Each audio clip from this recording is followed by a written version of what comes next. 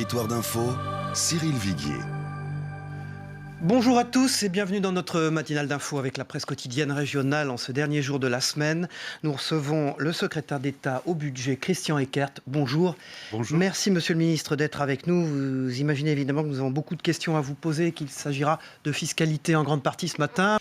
Christian Eckert, Panama Papers, toujours. Deux dirigeants de premier plan sont dans la tempête. David Cameron, le Premier ministre britannique, est empêtré. Le président argentin Mauricio Macri est inquiété par la justice de son pays. Y a-t-il des nouvelles surprises? Est-ce qu'il y a des choses à attendre que le grand public ne connaît pas à ce stade? Et avez-vous vous-même été surpris par l'ampleur de cette affaire? L'ampleur au niveau mondial peut effectivement surprendre. En ce qui nous concerne, la plupart des informations concernant la France qui ont été publiées jusqu'alors concernent la plupart du temps des situations individuelles que nous connaissions déjà, du moins que nos services connaissaient déjà. Pas de surprise nouvelle à attendre, pas de révélation. Pas attendre. Des choses que vous connaissez. Nous n'avons pas les informations des journalistes. Les journalistes ont clairement indiqué qu'ils ne nous fourniraient pas les informations de façon complète, exhaustive et matérielle. Donc, je le regrette pas été d'ailleurs un achetée. peu. Il y a eu... Vous le regrettez? Je le regrette un peu, mais c'est un débat. Vous leur avez demandé, ils ont dit non, point final. Écoutez, c'est une situation un peu bizarre puisqu'on demande toujours aux services fiscaux, aux hommes politiques de jouer la transparence. La transparence complète, c'est peut-être aussi d'apporter les informations. Il y a 3-4 jours, vous avez déclaré « Toutes les informations que nous apprenons seront exploitées ». Quels ordres vous avez donnés à vos services? Quel est le travail qui est en train d'être accompli au moment où on se parle? Aucune consigne particulière. Les consignes sont toujours les mêmes. Et il est bien évident que tout ce qui peut être source d'information, indication pour pouvoir retrouver des gens qui veulent échapper au fisc sont exploités. Elles le seront, quels que soient les auteurs, qu'il s'agisse de personnalités connues, de personnalités moins connues du grand public, qu'il s'agisse de personnalités privées ou d'entreprises. Le service travaille selon leurs critères, leurs usages. Et s'ils ont plus de matière à utiliser, j'ose imaginer ou espérer que les comportements vont changer. Christian Eckert, pouvez-vous nous dire ce Ames. matin dans quel délai le Panama sera-t-il mis sur la liste noire? À nouveau. Quelques jours. Il y a Quelques jours. Une petite phase administrative qui est à faire. Mais le Panama a été extrait, si j'ose dire, de la liste noire française. Fin 2011. Fin 2011, avec une mise en vigueur au 1er janvier 2012. Donc, c'est important de le rappeler. Pourquoi? Parce qu'il y a deux raisons pour lesquelles on peut être sur la liste noire. Soit on n'a pas de convention avec le pays, auquel cas on est donc de convention fiscale. De convention fiscale.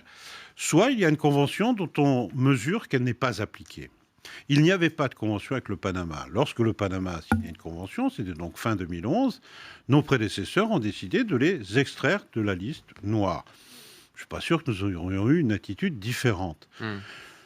Une fois que cette convention a été signée, après que les premières demandes d'information aient été envoyées par la France à nos homologues panaméens, nous nous sommes rendus compte que ceci ne fonctionnait pas. Et c'est pour ça que dès la fin de l'année dernière, décembre de l'année dernière, nous avons fait savoir au Panama, Michel Sapin l'a fait publiquement, que faute de progrès dans la mise en œuvre de la Convention, il était envisagé de les réinscrire. Ça leur a été rappelé au mois de février dernier, Mais alors, directement. Christian Eckert. Et maintenant que l'on vérifie que cette Convention n'est pas appliquée par nos homologues, en gros, ils ont signé une Convention pour être sortis de la liste, mais ils ne l'appliquent pas, ils sont remis sur la liste. Les 2 dernières années, 2014-2015, dans ce service de régularisation où on impose et où on met les pénalités, nous avons plus de 700, autour de 750 dossiers qui, de près ou de loin, étaient touchés par le Panama. Ces affaires, plus de 700 affaires, représentaient plus de 4 milliards d'avoirs, et ont donné lieu à des paiements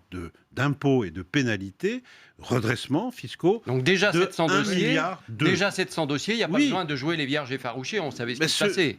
Mais vous savez, au total, il y a 45 000 dossiers qui sont traités. Pourquoi attendre les révélations du Monde et des autres journaux pour dire finalement on va les remettre sur la liste noire? Écoutez, parce qu'on n'est pas toutes les semaines à modifier la liste des paradis. Oui, mais si vous saviez tout cela. La liste des États et territoires non coopératifs. Société Générale est un acteur en termes d'intermédiaire. si j'ai bien lu les informations qui nous sont parvenues. Les banques françaises et leurs filiales, y compris à l'étranger, sont contrôlées par une autorité indépendante qui s'appelle l'ACPR. D'ailleurs, hier, elle a demandé que la lumière soit faite au niveau de toutes les banques et de leurs activités dans les paradis fiscaux. Mais l'ACPR est, si j'ose dire, un bras... s'appuie sur la Banque de France. Il est bien évident que nous avons eu des contacts pour rappeler à la CPR que son rôle consiste non seulement à vérifier que la réglementation bancaire est bien appliquée, mais aussi à nous aider dans la lutte contre le blanchiment. Moi, je n'ai rien à craindre, si j'ose dire, d'une commission d'enquête. J'ai été parlementaire. Il est normal que le Parlement puisse avoir toutes les informations, s'assurer que l'administration a fonctionné de façon conforme à la loi. Le patron des communistes demande à l'État de prendre ses responsabilités sur la Société Générale. Est-ce que l'État pourrait se retourner contre Frédéric Oudéa et contre la Société Générale ? Je vous ai dit que la CPR contrôlait toutes les banques, y compris bien sûr la Société Générale, y compris les filiales de la Société Générale, y compris au Luxembourg, puisque c'est le cas qui est pointé dans ce que nous avons lu dans la presse. Donc vous pourriez ouvrir la porte à des sanctions vis-à-vis de la Société Générale, si on entend bien ce que vous dites. C'est pour l'instant à la CPR de faire son travail d'instruction, si j'ose dire, et ce travail est en cours. Il y a ensuite des procédures avec une commission des sanctions. Il y a une procédure contradictoire, d'ailleurs, ce qui est la règle et l'usage de notre pays. On s'aperçoit que le Parlement a adopté en février une convention fiscale avec Singapour qui favorise 600 entreprises françaises sur place. Singapour reste un paradis fiscal. Est-ce qu'on ne va pas être dans la même problématique ? Est-ce qu'on n'est pas dans la même problématique ? Attendez, il faut pas mélanger... Non, mais c'est pour ça qu'on vous demande. Singapour, Panama, je vais vous répondre. Être un paradis fiscal, c'est quoi ? C'est avoir une fiscalité privilégiée. Il y a des pays qui ont des fiscalités plus favorables que d'autres sur différents points. Parfois, c'est les droits de succession, parfois, c'est l'impôt sur les sociétés, parfois, c'est l'impôt sur le revenu. Donc Singapour, il n'y a pas de problème. Je ne vous ai pas dit ça. Je vous ai dit Singapour a une fiscalité plus favorable sur un certain nombre d'aspects. La convention fiscale règle les questions de double imposition. La question avec Singapour, nous avons une convention fiscale, elle existe. Elle fonctionne. Est-ce le rôle d'un ministre aujourd'hui de lancer un mouvement politique alors que c'est un ministre qui travaille lui aussi ? Moi, je n'ai pas... Enfin, normalement, il travaille. Je n'ai pas de jugement à porter sur ce que peut faire tel ou tel de mes collègues.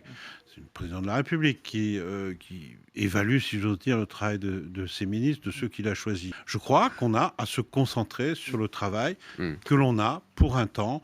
Personnellement, j'aurais pas pris d'engagement supplémentaire. Étant en charge et membre du gouvernement, je n'aurais pas pris d'engagement. Dites-moi, Christian Eckert, En Marche, c'est le nom du mouvement. Est-ce que vous adhérez ou pas ? Non, écoutez, moi, Est-ce que vous pourriez adhérer au mouvement d'Emmanuel Macron ? Moi, je suis membre du Parti Socialiste et je n'ai pas l'intention de rejoindre d'autres mouvements que celui-là. Christian Eckert, une question concernant la région Aquitaine, Limousin, Poitou, Charentes. On a mis à jour là-bas une situation alarmante. Un stock de dette de 450 millions, 150 millions d'emprunts toxiques.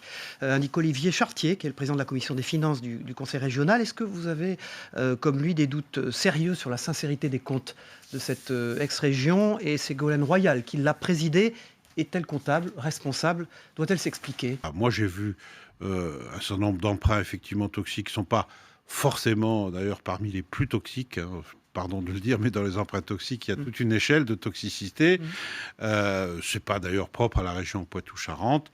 Il y a un travail qui est fait. Vous exonérez Ségolène Royal de toute responsabilité ? Laissons travailler ceux qui font l'audit de la région. Moi, je n'ai pas scanné. J'ai regardé quel a été le travail de notre administration, des comptables de la région. Il n'y a pas eu de phénomène qui aurait mérité une réaction de notre administration, en tout cas d'après ce que j'ai vu. À lundi matin, merci à tous et bon week-end.